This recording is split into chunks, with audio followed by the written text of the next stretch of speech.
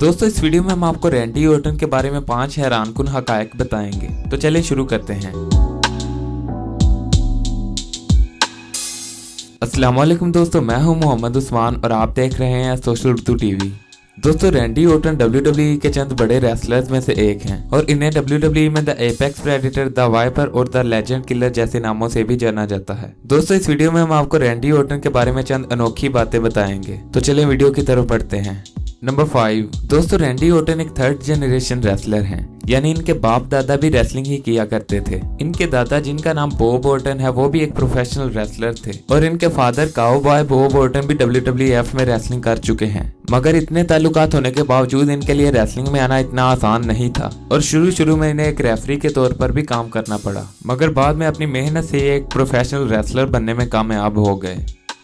Number 4, दोस्तों जब सन 1998 में रैंडी ऑर्टन ने हाई स्कूल मुकम्मल किया तो इसके बाद इन्होंने US मराइन कोर्प्स ज्वाइन कर ली और एक मिलिट्री ऑफिसर के तौर पर सर्व करने लगे। मगर कमांडिंग ऑफिसर्स के साथ इनका रवैया कुछ ठीक नहीं था और इनके बुरे रवैये की वजह से इन्हें US मराइन कोर्प्स से डिस्चार्ज कर दिया गया और इसके साथ साथ इन्हें 38 दिन मिलिट्री जेल में भी रहना पड़ा। मगर फिर इतना सब कुछ होने के बाद इन्होंने मिलिट्री छोड़ दी और रेसलिंग में आ गए।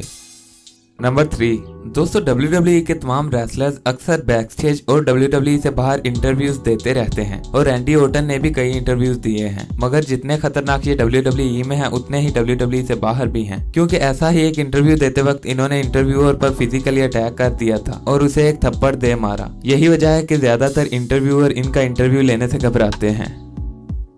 नंबर 2, दोस्तों अगर आप रैंडी ऑर्टन का नाम जानते हैं तो आपको इनके मूव RKO के बारे में भी जरूर पता होगा। ये एक बहुत ही यूनिक मूव है और WWE में इसे सिर्फ रैंडी ऑर्टन ही इस्तेमाल करते हैं। लेकिन आखिर RKO का मतलब क्या है? दोस्तों ये सिंपली इनका पूरा नाम है RKO यानी रैंडल कीथ ऑर्टन।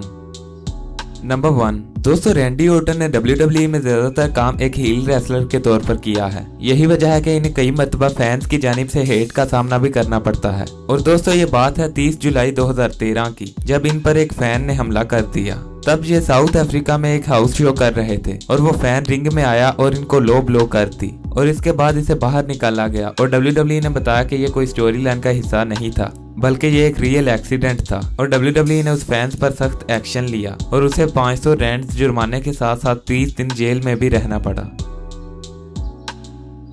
दोस्तों ऐसी मज़ीद वीडियोस के लिए हमारे चैनल को सब्सक्राइब करें। अगर आपको वीडियो पसंद आई तो इसे लाइक करें और कमेंट सेक्शन में अपनी राय का इजहार भी करें।